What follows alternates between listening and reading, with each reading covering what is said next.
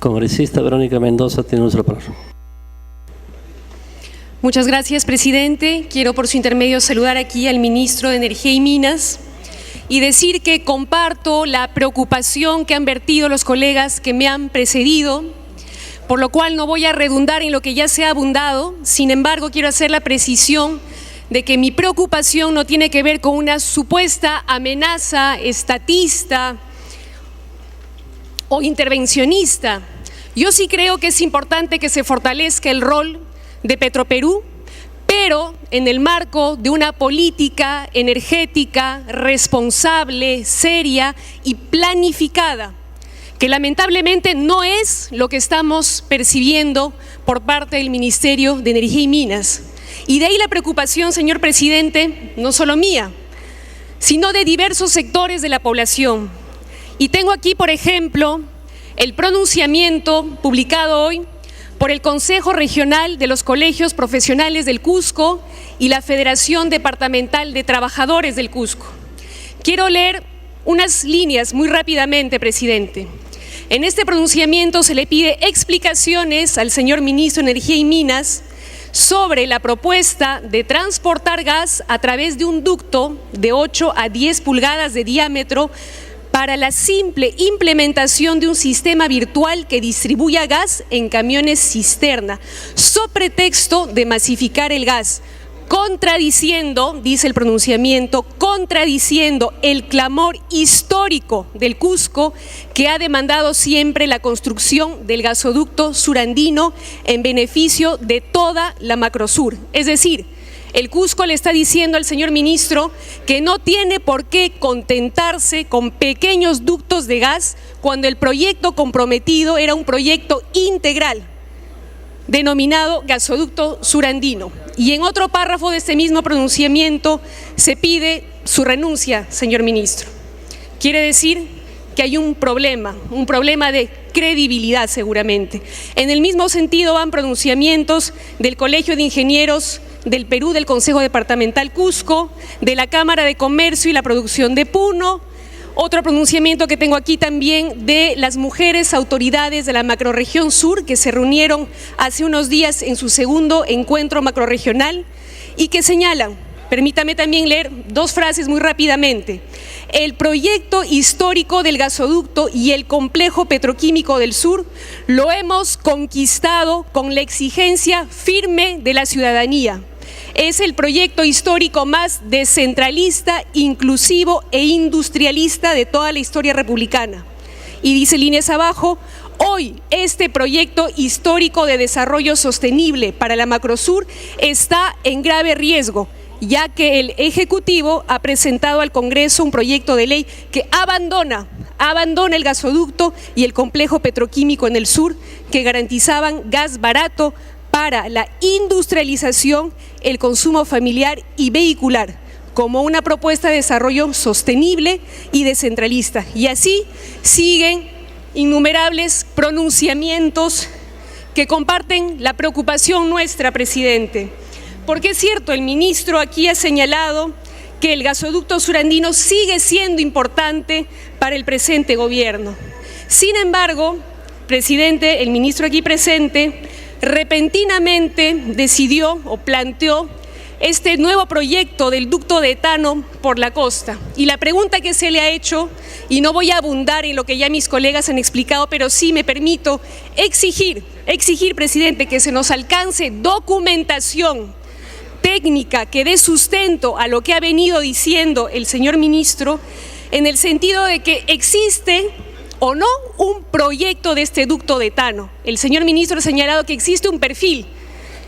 Creo que es importante que se nos alcance ese documento y que se nos diga en todo caso el día de hoy de qué fecha data ese perfil, cuándo surgió la idea y a quién se le ocurrió la idea de este ducto de etano por la costa tan repentinamente.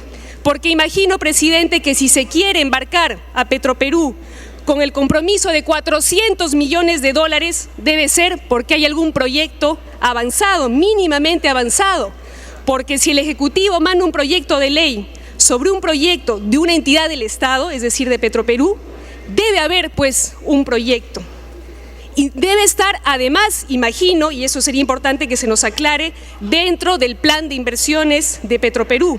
Reitero, esperamos que nos alcancen los documentos que lo consignan, así como los documentos que consignan el respectivo estudio de mercado con la identificación de los clientes potenciales de este ducto de etano, al que, reitero, nadie se está oponiendo de por sí, ni al gasoducto surandino. Lo que se exige es sustento técnico, económico y financiero, no solamente palabras. No solamente palabras, presidente, porque particularmente los cusqueños estamos cansados de palabras y cansados de mesidas. No podemos creer ciegamente, necesitamos ver para creer, señor presidente. Tres últimas cosas respecto a las reservas. Hace unos meses, señor presidente, señor ministro, estuvimos en la Plaza de Armas del distrito de San Sebastián, en el Cusco, donde se firmó el Decreto Supremo 008-2012, en virtud del cual se dijo que estábamos recuperando las reservas de gas del lote 88. Pero me preocupa que no se hace referencia en este Decreto Supremo a la Ley 29.129, en virtud de la cual ese gas recuperado del lote 88 es para el sur. Se nos dijo que era para el gasoducto surandino. ¿Por qué entonces en el Decreto Supremo referido no se hace referencia a esta ley? ¿No será, pregunto, que se nos quiere quitar a los de la Macrosur el gas del lote 88, ese gas regulado, barato, para destinarlo al consorcio Camisea? El señor ministro aquí presente, presidente, ha reiterado cantidad de veces que una cosa es el 57 y el 58 para el gasoducto surandino y otra cosa es el 56 y el 88 hacia la costa. Quiere decir que se está priorizando y favoreciendo al consorcio Camisea y que los demás proyectos, estos ductos supuestamente que se van a jalar a Cusco y a Puno, van a depender del consorcio Camisea. Pregunto. Sobre el FICE, presidente, en diciembre del año pasado aprobamos en este Congreso la ley del FICE, del Fondo de Inclusión Social Energética, para la masificación del gas para poblaciones vulnerables. Sin embargo, presidente, en el proyecto de ley 1365, en su artículo 5, el que se nos ha mandado por parte del Ejecutivo, se quita la referencia a las poblaciones vulnerables, se borra, desaparece. Pregunto, ¿cuál es la razón? ¿Por qué, señor ministro, para financiar se quita esto? Pregunto, si no es para dejar de financiar a las poblaciones vulnerables y financiar más bien a las empresas concesionarias que van a hacer los tramos complementarios, que además van a tener ingresos garantizados, es decir, los recursos del FICE ya no van a servir para poblaciones vulnerables, ya que se borra esto de la ley que aprobamos, y van a servir para los futuros concesionarios.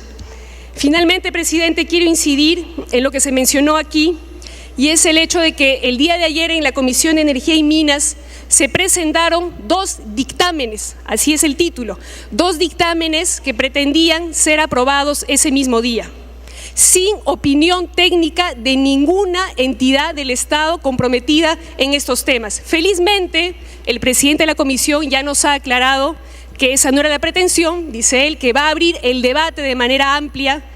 Para eso, presidente, hemos presentado un grupo de parlamentarios, particularmente el sur, una lista de pedidos de información a la comisión para que pueda hacer los requerimientos correspondientes al Ejecutivo para que las entidades competentes alcancen esta información de manera escrita y documentada, porque reitero, presidente, ya no podemos creer solamente en palabras, queremos sustento técnico, económico y financiero. Ver para creer, presidente. Muchas gracias.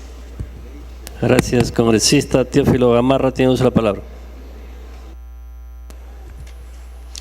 Gracias, señor presidente. Bueno, señores congresistas, en principio, para aclarar, el día de ayer, la Comisión de Energía y Minas de este Congreso ha iniciado la sustentación y el debate de este proyecto de ley, que dicho sea de paso va a merecer una serie de ajustes, gracias, entiendo, al aporte de la representación nacional, al aporte de todos los congresistas.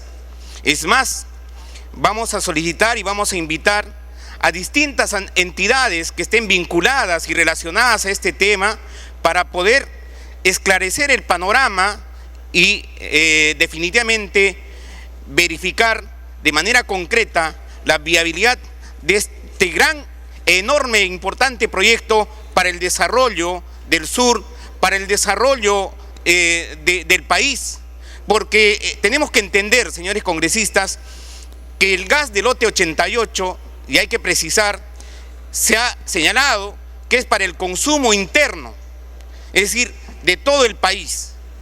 Y creemos que la masificación del gas no solamente debe darse en una parte del país, sino en todo el territorio nacional. Y el Fondo de Inclusión Social Energética tiene que aplicarse también a nivel nacional.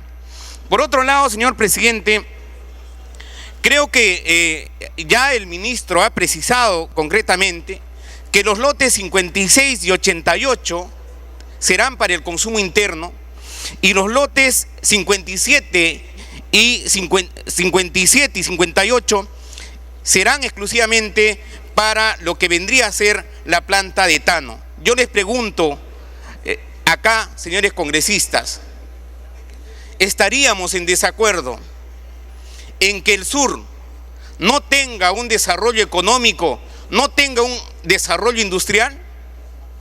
Definitivamente que no. ¿Estaríamos en desacuerdo en que se produzca la masificación del gas? Definitivamente que no. ¿Estaríamos en desacuerdo en que se produzca la construcción del gasoducto surandino para beneficiar a todos los sectores del sur, Cusco, Arequipa, Cusco, Puno? Definitivamente que no. Estaríamos en desacuerdo, señor presidente, para estar en contra de la ejecución de un ducto del etano que lleve etano que hoy día estamos perdiendo hacia el sur para generar desarrollo, para generar crecimiento económico, para generar oportunidades, para generar más de 4.000 puestos de trabajo, señor presidente? Definitivamente que no. De lo contrario, estaríamos de alguna manera atrasando el desarrollo del país. Y creo que este Congreso tiene que ser responsable para poder discutir estos proyectos de gran envergadura y poder establecer la viabilidad y apresurar con la construcción tanto el ducto de etano como la construcción del gasoducto surandino. Por otro lado, señor presidente, se ha señalado que aparentemente el Estado estaría interviniendo en la actividad privada. Y creo que eso no es tan cierto, señor presidente, porque en estos momentos hay, ya lo han dicho congresistas, hay más de 30 empresas que pertenecen al Estado. Y lo que yo sí tengo que decir con toda claridad, ¿es el Estado peruano que tiene que preocuparse por la electricidad? Sí. ¿Es el Estado, el gobierno, que tiene que preocuparse por el agua? Sí. ¿Es el Estado peruano que tiene que preocuparse por una nueva matriz energética? Sí. A la fecha, señor presidente, solo el 70%, ¿no es cierto?, pertenece a una energía proveniente del agua. Y el 20% se sustenta en la energía del gas, cuando el Perú tiene suficiente gas para tratar de cambiar esta matriz energética, sin necesidad de competir con la actividad privada. Por eso lo que dice claramente el artículo 7, señor presidente, la participación de Petroperú dice: dispóngase que la empresa Petroperú participe de manera individual o asociada en el desarrollo del ducto de etano a que se refiere la presente ley. Con esto se quiere decir concretamente que lo que se pretende, señor presidente, es la construcción de ese ducto en forma como entidad estatal, como empresa del Estado o en forma asociada. Eso es lo que se quiere. Y en su momento, señor presidente, el Estado tendrá que hacer la licitación correspondiente para que se pueda hacer una concesión con relación a este ducto de etano, y adicionalmente tendrá que promoverse la participación de la actividad privada para la construcción del polo petroquímico en el sur que genere el desarrollo. Eso importa un Estado promotor. Esto importa un Estado que desarrolla a la actividad privada. Esto importa cómo el Estado facilita a los inversionistas para que puedan invertir en el país y puedan generar trabajo. Eso implica que el Estado no está cerrando las puertas, no está estatizando, sino es un Estado promotor del desarrollo, promotor de una matriz energética, promotor del agua, desagüe en los sectores a donde no tiene interés la actividad privada. En ese contexto, señor presidente, estamos seguros que la representación nacional en su momento van a tener que hacer los ajustes del caso a esta ley que tiene que trabajarse. Esto ya es es el inicio de un debate. Habrá que solicitar mayor participación de las distintas entidades y en ese contexto, señor, vamos a ir enriqueciendo más y sobre todo el Estado y el gobierno dará confianza de que estos proyectos sí se tienen que ejecutar y es el sur que va a ser beneficiado con este desarrollo que definitivamente tiene que desconcentrarse. Muchas gracias. Congresista Tomás Zamudio, tiene la palabra. Presidente, a través suyo el saludo al señor Ministro de Energía y Minas. Mis primeras palabras para señalar que el gasoducto surandino cuenta con un consenso amplio. Es el más inclusivo, descentralista e industrialista de la historia de la República del Perú. Además es decisivo ante la crisis mundial para impulsar el desarrollo de la economía nacional y en especial la economía del sur peruano. Cuando hablamos de las empresas y particularmente de Kuntur, vemos que existe una ley vigente de mayo del 2011, ley que promueve el desarrollo de la industria petroquímica basada en el etano. Esta ley ha sido aprobada en la gestión anterior y la ley lleva el número de 29690. Estableció en una disposición transitoria que aquellas empresas que tuvieran una concesión vigente no operativa podrían gozar de todos los beneficios señalados en el artículo 5 de la misma ley, siempre que se soliciten la concesión de transporte del etano. La única empresa, presidente, colegas congresistas, que cumplía con esta condición era precisamente la empresa Kuntur, por lo que al amparo de dicha norma, la empresa solicitó el transporte del etano al Ministerio de Energía y Minas, deformando así el concepto de concesión a solicitud de parte, puesto que se le concedió mediante ley todos los beneficios que Proinversión otorga cuando adjudica una concesión por licitación. De ahí viene el problema, señor presidente. De ahí vienen las preferencias que se ven marcadas a lo largo del debate del día de la mañana y del día de la tarde. Hoy día está demostrado, presidente, de que hay preferencias sobre una u otra empresa. Y la preferencia se demuestra precisamente en esta ley que tiene nombre propio y que se denomina Kuntur. En ese sentido, quiero manifestar que hemos reconocido los congresistas del sur que realmente nos hemos reunido con Kuntur, pero nadie ha dicho qué se conversó, nadie ha dicho de qué se trató en esa reunión. En esa reunión se trató precisamente de que de 1.500 millones se subía el costo de esta obra en 5.000 millones. Se habló de que no habían reservas probadas y se habló que el consumo de la Macrosur no justificaba. Por eso, señor presidente y colegas congresistas, hay que hablar las cosas claras. Y si eso opina Kuntur, yo creo que no habría ningún inconveniente en hacer una licitación pública internacional para que ejecute estas dos obras que son importantes para la macrorregión sur. Hoy en día todos hablan del desarrollo del sur, pero sin embargo cuando estuvieron en el gobierno jamás hicieron nada por el sur. Y ahora que nuestro gobierno se preocupa por hacer una obra tan importante para el sur del país, todo el mundo la cuestiona. Yo llamo a la representación nacional, si queremos realmente apostar por el sur del Perú, apostémoslos haciendo las correcciones que el caso amerite, haciendo las correcciones a esta ley, a este proyecto de ley planteado por el Poder Ejecutivo. Esa sería la única forma de demostrar que realmente estamos con el desarrollo del sur del Perú. Por eso yo quiero señalar, señor presidente, a la representación nacional, que prácticamente se ha tomado todo el día debatiendo este tema de vital importancia para el sur y para el país, que el gasoducto surandino, así como el etanoducto, se realicen para el sur sí o sí.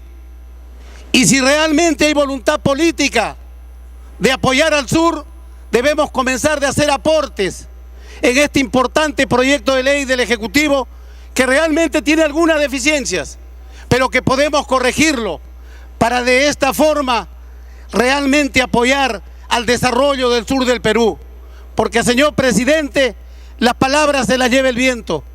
Y creo que si todos estamos de acuerdo con apoyar al sur del país, todos estaríamos de acuerdo también con la construcción del gasoducto y del etanoducto, que son de vital importancia para el desarrollo de la macrorregión sur. En ese sentido, culmino diciendo de que esta tarde no se lleve las palabras el aire ni el viento, que lo que hemos conversado esta tarde concluya, presidente, en un debate profundo en la Comisión de Energía y Minas, y luego de haber perfeccionado este proyecto de ley y convertido en dictamen, sea debatido en este Congreso y de una vez por todas aprobar esto que es el anhelo del sur, sí o sí, señor presidente. Gracias. Gracias. Tiene uso la palabra congresista Eduardo Cabrera.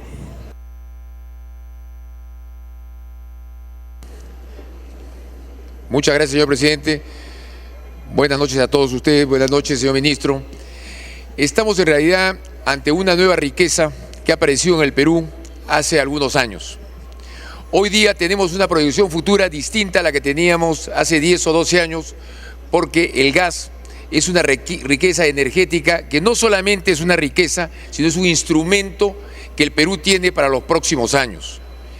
Creo que tenemos que partir del principio de que sin gas el Perú sería distinto en este momento, y con los recursos probados que se tienen, y con las probabilidades reales y verdaderas de que vamos a tener mucho más gas, creo que el futuro del Perú en materia energética tiene una autonomía que no la tienen muchos países. Y eso para nosotros tenemos que saberlo valorar, porque eso va a redundar en beneficio de todos los peruanos, que definitivamente va a ser muchísimo menos pobres en los próximos años, que vamos a tener la autonomía para poder producir y poder comercializar con toda facilidad. Cuando se habla de las reservas probadas, veo que están muy cerca de los 15 trillones, hablemos de 14 trillones que están probados. Por supuesto que todo hace indicar que la certificación de las reservas en los próximos meses pueden hacer que esas reservas de más de 14 trillones puedan estar entre 21 y 24 trillones. Ojalá que así fuera. Si así fuera, la seguridad energética del Perú no está limitada ni a 5 ni a 10, sino a muchísimas décadas en el futuro, y eso va a significar no solamente la cantidad de gas y de energía que vamos a poder desempeñar en los próximos años, para beneficio, lógicamente, de la mejor operación de nuestras actividades, sino además que no solamente hay cantidad de gas, sino calidad de gas. En realidad, el gas peruano es un gas que tiene un porcentaje bastante alto de etano, y eso significa, dentro de la cadena orgánica del gas, poder llegar con mucho más prestancia, con mucho más, de manera más fecunda, a la producción de la industria petroquímica en sus notas más elevadas, como es definitivamente la de los polietilenos. Eso hace calidad y cantidad que nosotros tengamos que sentirnos seguros, contentos y tener la seguridad que en el futuro vamos a tener en realidad un futuro fecundo y constructivo. Lo que sí entiendo que hay posibilidades para poder desempeñar y utilizar el gas. Entiendo que hay posibilidades. Creo que no debemos ser tan excluyentes en materia de las operaciones que se pueden hacer en el sur del Perú y en el centro del Perú o en el norte del Perú. Creo que todas caben dentro de un panorama de tanto gas, tanto en calidad como en cantidad. Creo que separar el gas en materia de etano se puede hacer en el sur, como se puede hacer también definitivamente en el centro del Perú. Creo que no son excluyentes. Lo importante es que hay una serie de ajustes que hay que hacer, que espero lógicamente el gobierno, a través del Ministerio de Energía y Minas, en estos años tiene que desempeñar una política de Estado de vigilancia. Yo no creo que lo conveniente sea que el Estado intervenga en la operación y en la producción, porque tenemos un pasado que nos llevó realmente al colapso del año 90. Y creo que no fue obra de un solo gobierno, fue obra de una política que en el Perú apareció a partir del año 1968 y que terminó el año 90 en el colapso que terminó.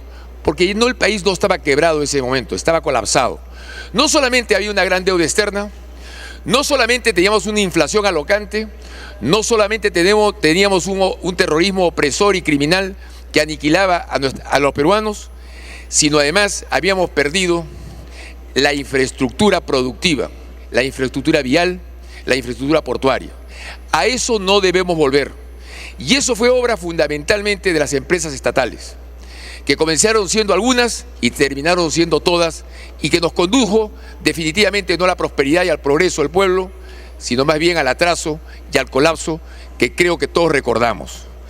Se trata que el Estado sí tenga un papel importante en el diseño de una política energética que tiene que traer las mayores ventajas para el Perú, porque es una riqueza que no la tenemos que entregar fácilmente cuando tengamos que vender al exterior. Y dentro de esas cosas, sí me preocupa el hecho de que se tenga que vender un diferencial en precios de gas en materia de 1 millón de BTUs importante entre lo que en realidad es el destino a México y finalmente es el destino final o en el Japón o en el Asia o en Europa. Entiendo lógicamente que el caso de Japón ha perdido la posibilidad de tener que trabajar en materia de energía nuclear y definitivamente en el caso de Europa también están un poco transformando, pasando de la energía nuclear a otras energías. Y definitivamente el gas allí vale muchísimo más. Yo quisiera así pedirle al ministro de Energía y Minas que nos diga con precisión cuál es el fenómeno de comercialización que permite que haya tanta diferencia de precios. Entiendo que lógicamente el precio en el Japón, después del colapso de las centrales nucleares, tiene que ser muy alto, porque ellos han tenido que reconvenir muy rápidamente o reconvertir muy rápidamente su infraestructura energética. Pero también creo que en el caso de Europa ocurre lo mismo. Pero sí quisiera saber si ese diferencial de precio tan importante en ese gas vendido a Europa y al Asia, de alguna manera va a darle al Perú un porcentaje importante más de ese precio, de tal manera que pueda tener las ventajas razonables, más todavía cuando el gas es de propiedad de este país. Por ello, creo que es importante poder calibrar bien las posibilidades que hay de poder ganar más dinero. No sé si en las regalías, no sé si los impuestos a la renta, pero definitivamente tiene que haber un manejo que quisiera que el primer ministro lo pueda explicar en adelante si es posible. Decirles además que hay también algunas cosas complementarias. En el caso personal mío, yo soy parlamentario de Ica y como tal tengo definitivamente la preocupación de que cuanto más producción de gas hay, más va a pasar por los ductos el que va a Melchorita y se exporta, el que viene a Lima, que se convierte en electricidad y también en el consumo industrial, y por supuesto finalmente el que va a Lobería. Eso le da definitivamente más fondo de camisea a Ica, como también le da a Huancavelica, a Ayacucho y a Lima provincias. Así que sí creo que es importante que esa producción de gas no descienda, sino más bien ascienda.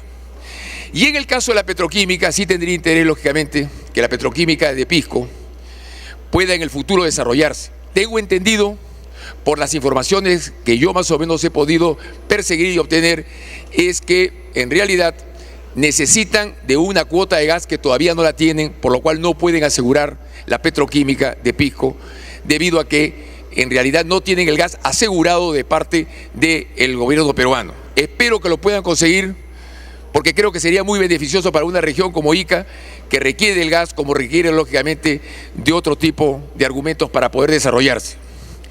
Decir sí lo siguiente, de que nosotros tenemos que tener conciencia que aquello que la naturaleza de alguna manera u otra se manifieste en forma adversa, tenemos que compensarla con aquello que la naturaleza nos ha dado para beneficiarnos. Y creo que así como la pesca en las 200 millas es una ventaja que Dios nos ha dado a este país, y así como la agricultura de frutales y hortalizas en la costa del Perú es definitivamente otra ventaja que tenemos, así como la minería en la Sierra del Perú, que es la minería más rica del mundo, porque esa es la situación en que se encuentran hoy día las reservas probadas en diferentes metales, así como también esa selva, que definitivamente la tenemos como un activo diferido, que además significa una riqueza forestal, que bien trabajada nos puede redundar grandísimos beneficios en el futuro, y por supuesto también desarrollar una agricultura de sembríos extensivos, como también una gran ganadería. Tenemos ahora una nueva riqueza que es la del gas, y espero que ese gas que tenemos, que considero que va a ser mucho más grande de lo que hoy día se tiene, y estoy seguro que va a darle grandes satisfacciones a esta tierra, espero que sirva para beneficio y para prosperidad de todos los peruanos. Muchísimas gracias. Gracias. Adelante, me pedí de acá una intervención mi compañero Rofilio Neira. Tiene uso la palabra.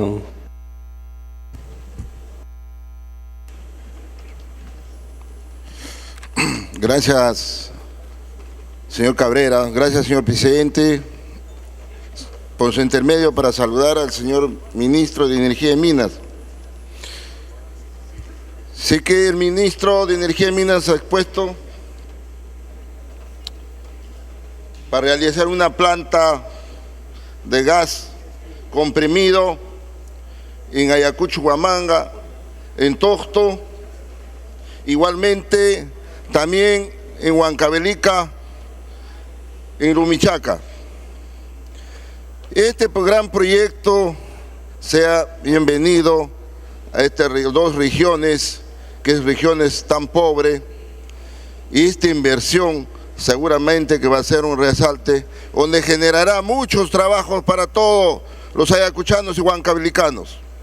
Y también los ayacuchanos y huancavelicanos también se beneficiará de este gran producto, pero tampoco no vamos a decir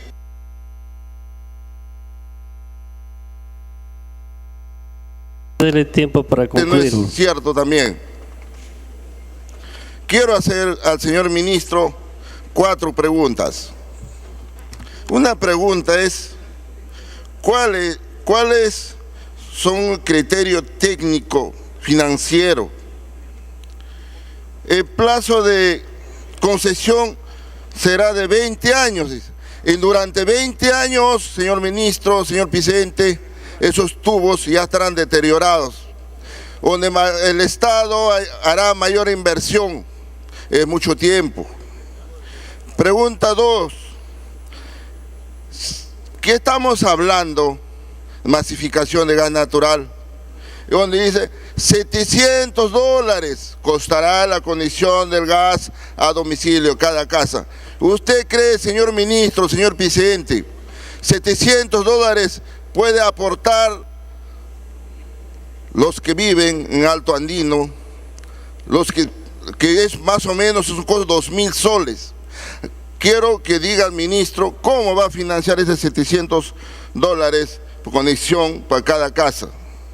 3. ¿Hasta cuántos kilómetros se puede trasladar en cisterna este gas comprimido? Y ya Congresista, le cedimos una interrupción de 1 minuto, le hemos dado excepcionalmente otro minuto más. Le vamos a ceder uso de la palabra al congresista Gustavo Rondón y le pide usted ahí la intervención.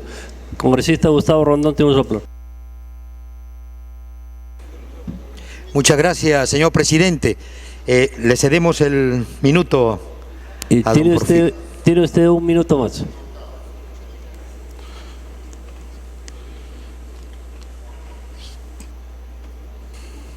Señor,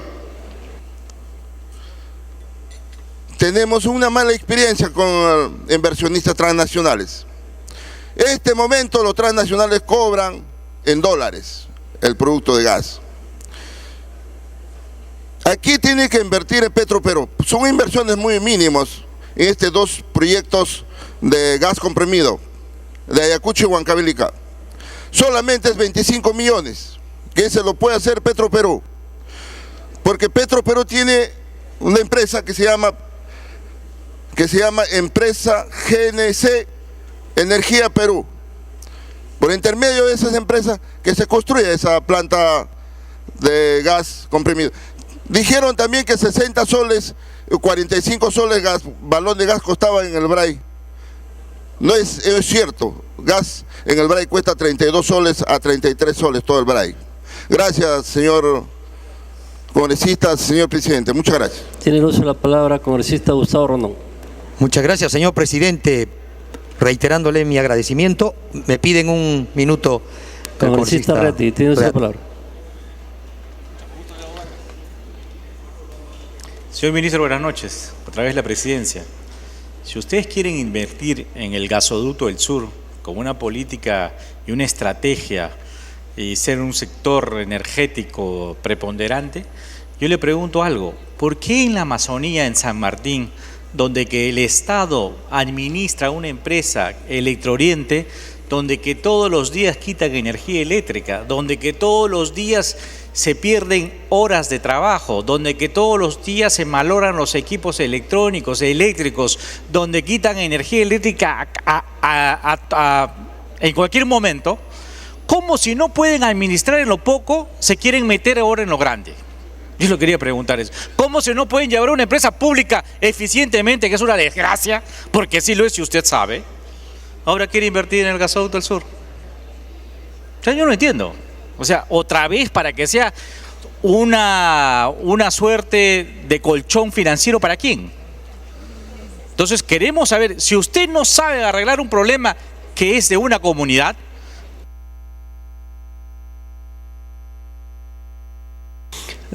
Tiempo adicional para que concluya. ¿cómo se van a atrever a hacer un gasoducto con la plata de todos los peruanos? Con los impuestos de todos los peruanos, si una sola empresa, que por tamaño de escala es muy pequeña, no pueden solucionar los problemas. O sea, yo no entiendo. O sea, se quieren meter a una situación, a una escala mayor, sin tener las posibilidades. Esto demuestra que el Estado no está en condiciones ni en capacidad para hacer inversiones tan grandes, ¿no?, con el dinero de todos los peruanos, si no pueden solucionar un problema que todos los días afecta a la economía popular, que es en el departamento de San Martín. Gracias, presidente. Congresista Gustavo Rondón, tiene uso de la palabra. Ya ha concedido usted las 2 interrupciones. Muchas gracias, señor presidente. Por su intermedio, saludar a los parlamentarios y obviamente a nuestro señor ministro de Energía y Minas, don Jorge Tafur, Merino Tafur. Hemos escuchado pacientemente y hay dudas. Y sobre dudas no podemos avanzar, no podemos caminar. Señor ministro, usted nos cae muy bien, pero este gas sentimos que se evapora. Es un gasoducto indeleble. Y obviamente estamos discutiendo un ducto, otro ducto por la costa, pero no sabemos certeramente si hay el gas.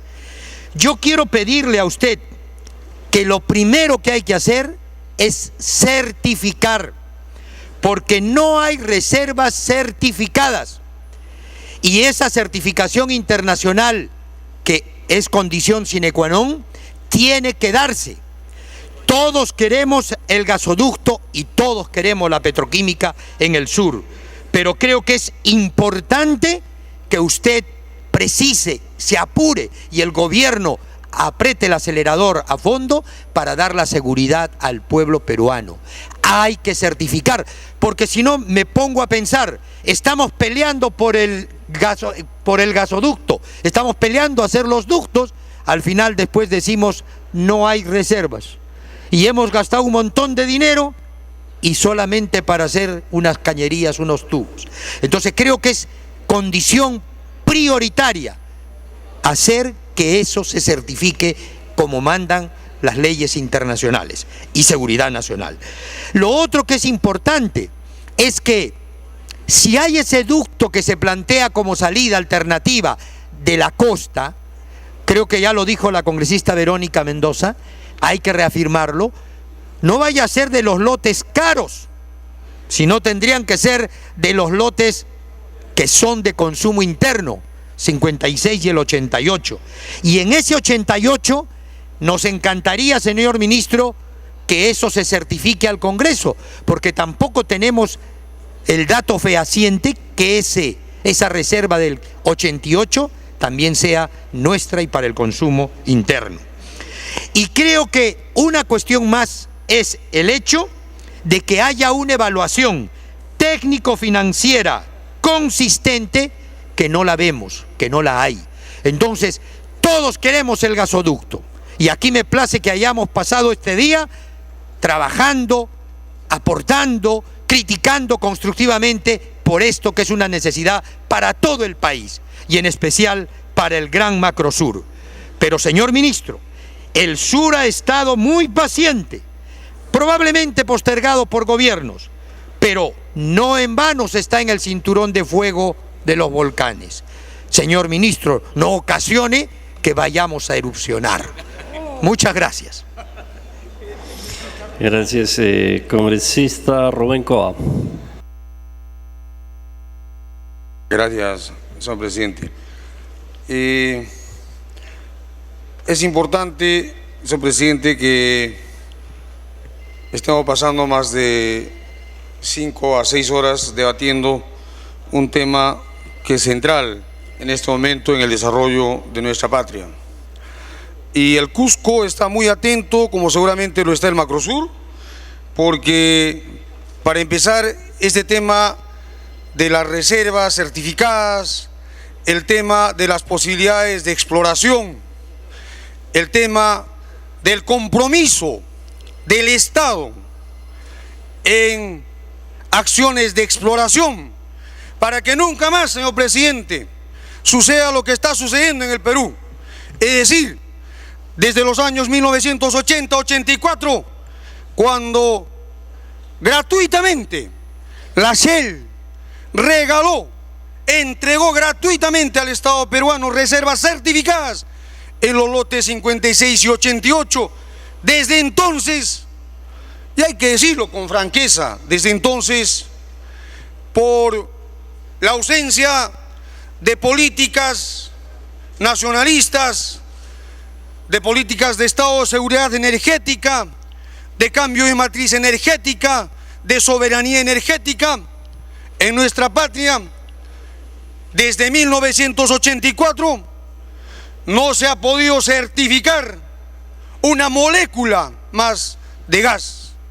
Y en este momento, ese gas que fue regalado, que fue entregado en esas condiciones, ese gas convenciano, ese gas cusqueño, que en este momento permite que la costa y Lima sea abastecido, señor presidente, para consumo vehicular y domiciliario, ese gas cusqueño y convenciano, que en este momento permite canon y regalías para muchas municipalidades y para nuestra región, e ingresos para que se incremente el PBI, ese gas cusqueño y convenciano que permite también un ingreso a través del FOCAM para esas provincias por donde pasa el ducto costero, ese gas de los lotes 56 y 88 que en este momento se vende al extranjero y encima se nos birla, se nos estafa no sé cuántos millones, y hasta ahora, en este momento, no se ha respondido, señor ministro, señor presidente, respecto a estas denuncias de los desvíos de gas que perfectamente debieron impulsar un debate para posibilitar por lo menos la revisión de los contratos de lote 56 y 88.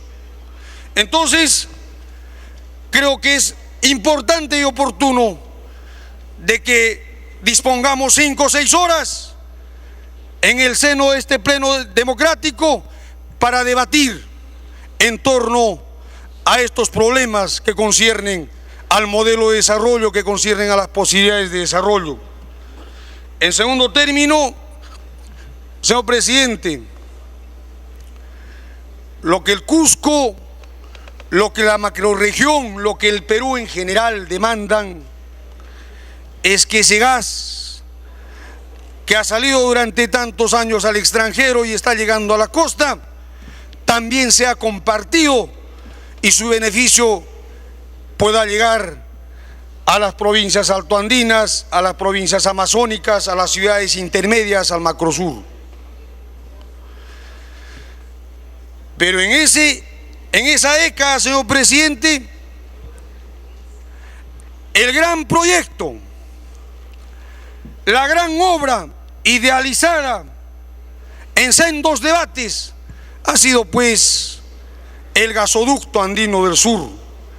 Y sería una equivocación histórica y sería un error político que en este momento, cuando por fin estamos retomando un debate serio en torno a políticas de seguridad energética, dejemos pasar el tren de la historia y posterguemos nuevamente la posibilidad de que esta obra, considerada la obra más importante de la época republicana, que permitiría la conversión del macrosur de su rol primario exportador a la posibilidad de que en función a nuestras grandes reservas de agua, de biodiversidad, de minerales, etcétera, etcétera, podamos también los sureños vender materia con valor agregado. Entonces, sería un error político de que se postergue, de que se dilate, de que se cambie esta posibilidad que tantos años ha sido aguardado por el macrosur. Consiguientemente, mi compromiso firme de defender este anhelado megaproyecto que el sur espera. Pero también, ya de manera telegráfica, señor presidente, ¿por qué razón hemos llegado a este escenario de debate, de contraponer proyectos, de contraponer ideas y propuestas? Uno, efectivamente, porque no hay la certeza de reservas probadas y consiguientemente creo que es coherente, creo que es correcto que la primera medida que se tiene que adoptar como acuerdo por parte de este Congreso Democrático es que se realice una auditoría internacional para saber con cuántas reservas efectivamente en este momento contamos. Recuerdan que en los años 2007-2008 el exministro Pedro Sánchez Gamarra, cusqueño también, nos informó al país a nivel nacional que teníamos 15 TCFs de reservas, confundiendo reservas certificadas con reservas probablemente recuperables. Desde entonces no ha habido un esfuerzo estatal por confirmar, por certificar estas reservas, y entonces se generan dudas al fragor de este debate y estas propuestas. Hemos entregado desde nuestro despacho una moción para que se realice una certificación en torno a este tema. Finalmente, creo que amerita un debate sereno, muy sereno, la posibilidad de que en tanto no hay reservas, de que en tanto la Corporación Andina de Fomento está cuestionando la bancarización del proyecto Kuntur, de que en tanto hay tantas dudas, creo que hay que tomar el toro por las astas, porque poblaciones rurales y andinas no pueden ser postergadas, y entonces no todo es malo. La posibilidad de pensar en estrategias de masificar el gas a través de sistemas virtuales, a través de fondos de subsidio, a través de ductos de menor pulgada, etcétera, son alternativas que tienen que ser debatidas. Pero este debate no debe ser un debate de urgencias, de apremios, tiene que ser un debate, señor presidente, de búsqueda de consensos. Por eso también propongo en este momento que se realicen audiencias descentralizadas, principalmente en el Macrosur. Me pide una interrupción, señor presidente, el congresista Canches. Congresista Canches, tiene la interrupción. Gracias, señor presidente. Después de muchas horas de discutir entre todos los colegas parlamentarios, señor presidente, creo que no debemos ser egoístas. Debemos trabajar para que este megaproyecto alcance al sur, alcance a esa línea de pobreza. No permitamos como otros proyectos que se han quedado 30, 50 años durmiendo. Tenemos la gran oportunidad, ya lo dijo el congresista Zamudio, cuando llegue a la comisión tal vez de mejorarlo, y cuando llegue al pleno podemos decir que este proyecto llegó bien. Trabajemos todos juntos para sacar al sur adelante. Ellos lo están esperando. Los niños, los pobres están esperando tener calefacción. Démosles esa gran oportunidad, esa esperanza que Dios siempre dio este producto para ellos. Por eso, señor presidente, pido a los congresistas, cuando llegue a la comisión, se consensúe, se pueda mejorar estos proyectos y poder dar luz, poder dar calor a los pobres del sur. Muchas gracias, congresista, muchas gracias, señor presidente. Puede continuar, congresista Coa. Conscientemente, señor presidente, creo que no tendría por qué contraponerse ambos proyectos si en nuestra patria estos últimos años hubiésemos tenido la serenidad de impulsar políticas de Estado, de seguridad, de soberanía energética. Pero a estas alturas, dada la desconfianza, dada la expectativa en el sur, lo primero es lo primero. Y lo primero es garantizar de que efectivamente se cristalice, se haga viable ese proyecto histórico que el sur espera, que se llama proyecto del gasoducto surandino. Solicito que el Congreso, que nuestro Congreso se pronuncie por el inicio de este megaproyecto. Señor ministro, tal conforme hubo el compromiso de la recuperación del lote 88 de esos 2.5 TCFs, y conforme el día de hoy y estos últimos días usted está anunciando la recuperación, el haber encontrado nuevas reservas, entonces de que se tomen las disposiciones inmediatas para que, así como ya se tiene diseñado y pensado la posibilidad de masificación a través de nuevas estrategias, también de manera inmediata se garantice la ejecución, la prontísima ejecución del gasoducto surandino. Me atrevo como cusqueño a solicitar que en vez de que esos 400 millones se destinen a los ductos costeros, ese fondo también se destine para hacer realidad el gasoducto surandino. Muchas gracias. Bien, tiene la palabra la congresista Tevez, congresista Hernán de la Torre. Muchas gracias, presidente. Los congresistas, colegas, tenemos la función de representación. Acá estamos representando al Cusco, representando a la convención, representando al sur del Perú.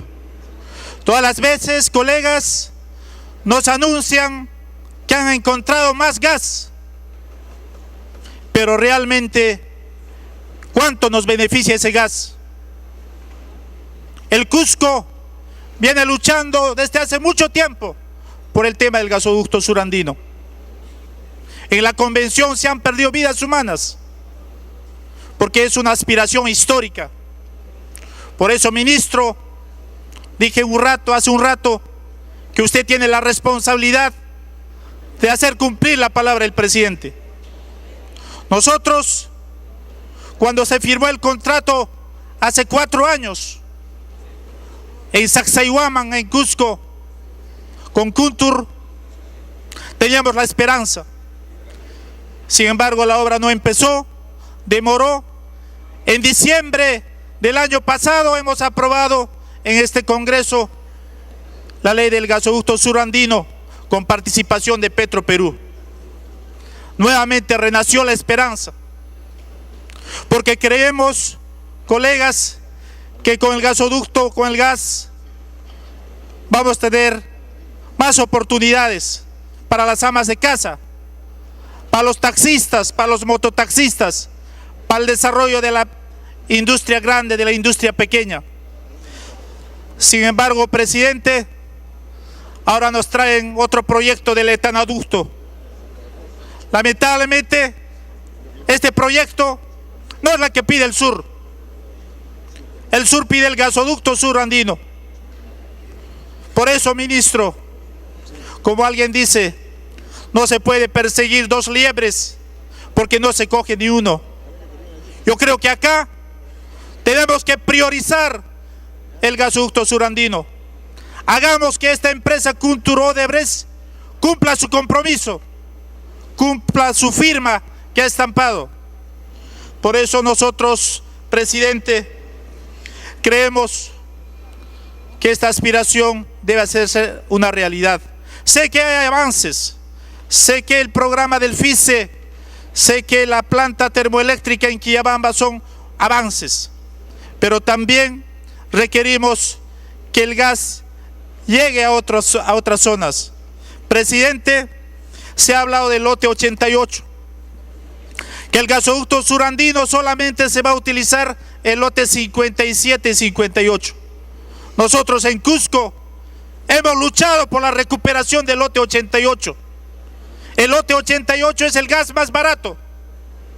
El lote 88 no puede ser para beneficiar a las grandes transnacionales. El lote 88 debe ser también para el gasoducto surandino. Finalmente, presidente, con esto termino, invocar al ministro que realmente este proyecto alterno que está presentando por la costa no es lo que está pidiendo el sur. Nosotros no queremos otro Conga. El pueblo está en la mentalidad del pueblo, el gasoducto surandino. Eso tenemos que hacer. ¿Por qué nos preocupamos de otros ductos si uno no podemos hacer?